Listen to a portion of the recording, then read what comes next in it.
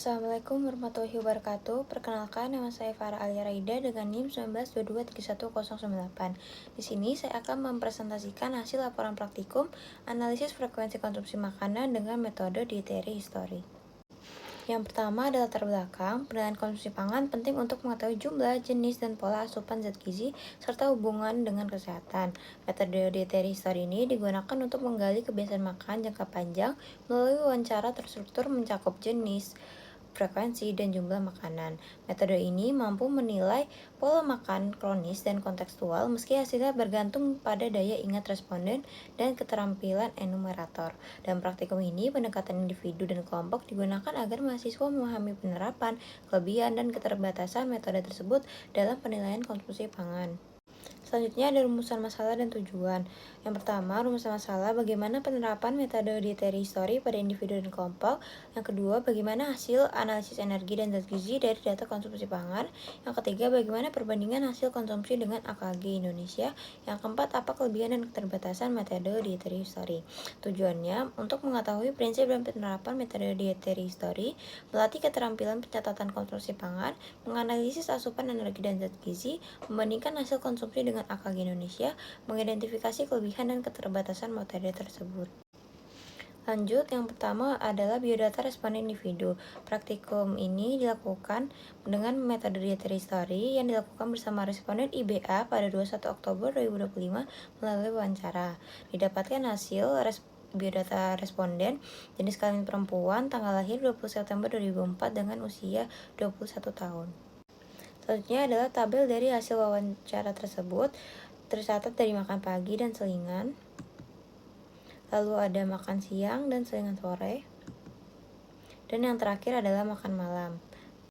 Setelah dihitung kandungan dan dikalikan dengan frekuensi harian konsumsi responden tersebut, didapatkan rata asupan hariannya dengan energi 551 kalori, protein 32,18 gram, lemaknya 4,38 gram, karbohidrat 3,83 gram, vitamin C 0,70 mg, zat besinya 2,01 mg, natriumnya 39,73 mg, dan kalsiumnya 72,82 mg. Selanjutnya adalah analisis zat gizi makro dan mikro individu. Untuk zat gizi makro dari energi, protein, lemak, dan karbohidrat termasuk defisit berat jika dibandingkan dengan WNPG karena di bawah 70%. Dan untuk zat gizi mikro dari vitamin C, besi, natrium, dan kalsiumnya juga termasuk kurang. Berdasarkan hasil analisis dietary history pada responden individu IBA, diketahui bahwa tingkat kecukupan energi dan zat gizi makro masih tergolong rendah dibandingkan AKG. Asupan energi hanya 24,48% dari AKG, protein 53,63%, lemak 6,75%, dan karbohidrat 28,84%. Seluruhnya termasuk kategori defisit berat menurut cut-off NPG. Begitu pula zat gizi mikro seperti vitamin C, zat besi, natrium, dan kalsium yang masih jauh di bawah kebutuhan harian. Pola konsumsi IBA ini menunjukkan keberagaman makanan yang rendah dengan porsi sumber energi dan sayuran terbatas serta minim konsumsi buah.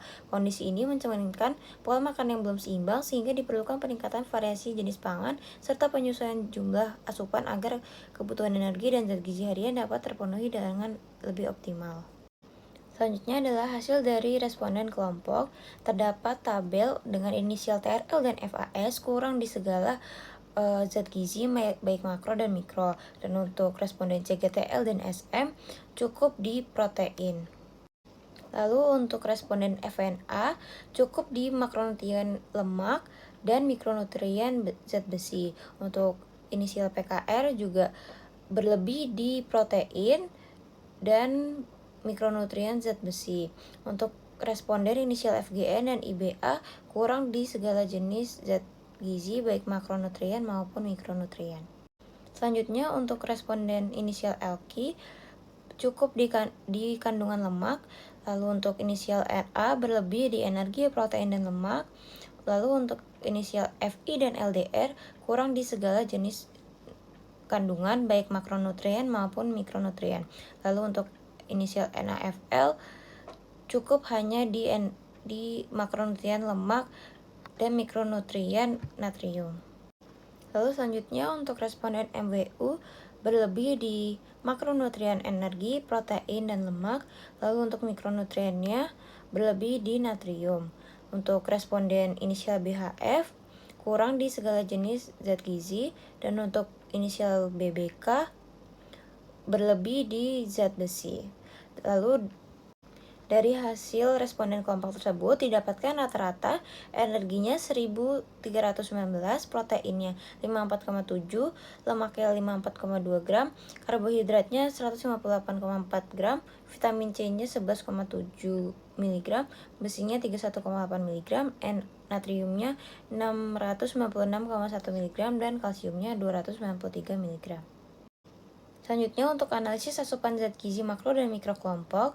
Untuk zat gizi makro, energinya termasuk defisit berat, proteinnya termasuk adekuat, lemaknya defisit ringan, dan karbohidratnya defisit berat. Untuk mikronutriennya, vitamin C termasuk kurang, besinya berlebih, natriumnya kurang, dan kalsiumnya juga kurang. Berdasarkan hasil analisis dietary history pada kelompok, rata-rata asupan energi dan zat gizi makro menunjukkan tingkat pemenuhan yang masih di bawah AKG. Asupan energi kelompok sebesar 58,61% dari AKG tergolong defisit berat.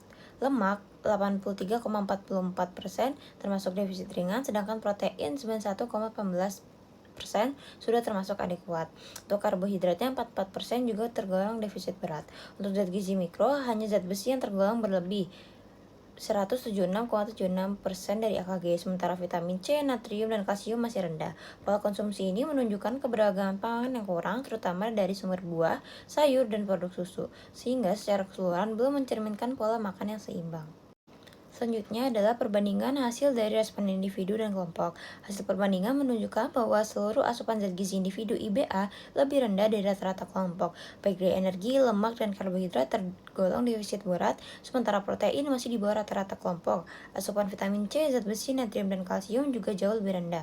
Kondisi ini menunjukkan bahwa pola konsumsi IBA kurang mencukupi kebutuhan gizi dan beresiko menimbulkan defisiensi bila berlanjut. Selanjutnya adalah kesimpulan dan saran. Kesimpulannya, metode dietary history ini efektif menggambarkan pola konsumsi pangan secara menyeluruh.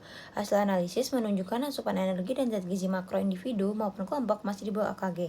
Rata-rata energi kelompok hanya 58,6% dari AKG yang tergolong defisit berat, dengan protein cukup 91,14%, sedangkan lemak dan karbohidrat masih rendah. Pada zat gizi mikro, hanya zat besi yang berlebih, sementara vitamin C, natrium, dan kalsium masih kurang. Secara umum, pola konsumsi belum seimbang dan cenderung defisit.